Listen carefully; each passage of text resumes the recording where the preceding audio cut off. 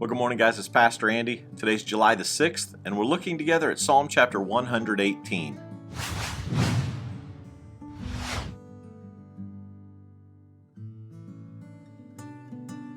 Well, sandwiched right between the shortest psalm in the book of Psalms, Psalm 117 that we looked at yesterday, and the longest psalm in the Bible, the longest chapter in the Bible, Psalm 119 that we'll look at tomorrow, we have Psalm 118 that we find ourselves looking at today.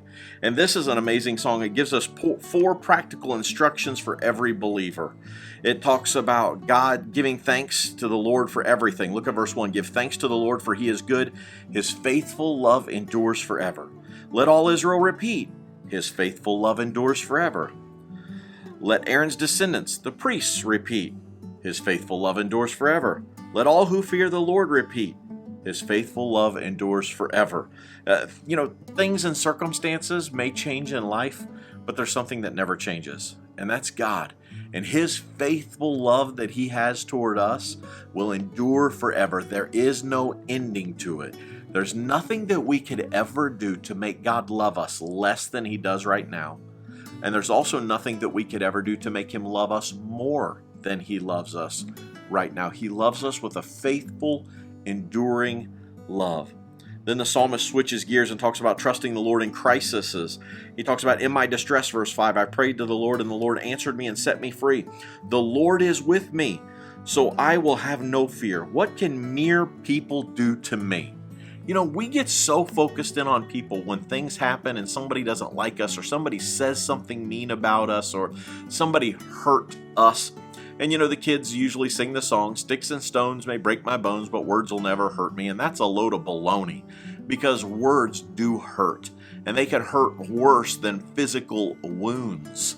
But here we see that if God is for us, who can be against us, as is said in the New Testament? And the Lord is for me, so I will have no fear. What can mere people do to me? What can a person do to me? They can say mean things. They can hurt me physically, but they have no power beyond that over me. They should not have the power to take away my joy. They should not have the power to give me a bad day just because they say or do something to me. People are given way too much power by us today. One unkind word, one snide remark, one smart aleck thing, and our whole day can be thrown off. And we have allowed someone to have power over us that only God should have, because he's the only one who should be able to affect us that way. He's the only one who can send us to heaven or hell. It's what we do with him. So why should I fear a person? I should have a healthy fear of the Lord. He switches gear and talks about glorifying God after every victory. And this psalm was written right after the time of Nehemiah when they rebuilt the wall. So they had experienced a lot of things. Sanballat and Tobiah had attacked Nehemiah and the people, and that's why he's talking about giving God glory in crisis and giving thanks even in difficult times. So here he's talking about glorifying God even after the victories, and we got to make sure that we give God the glory after our victories. And then when you come down to the last section, verse 22 down to 29, we see the Lord in every experience that we have. So here, verse 24, this is the day the Lord has made. We will rejoice and be glad in it. Every day that we live is a gift from God. Every breath that we breathe is a gift from him. This day was made by him, and we need to rejoice and be glad in it. It's a gift.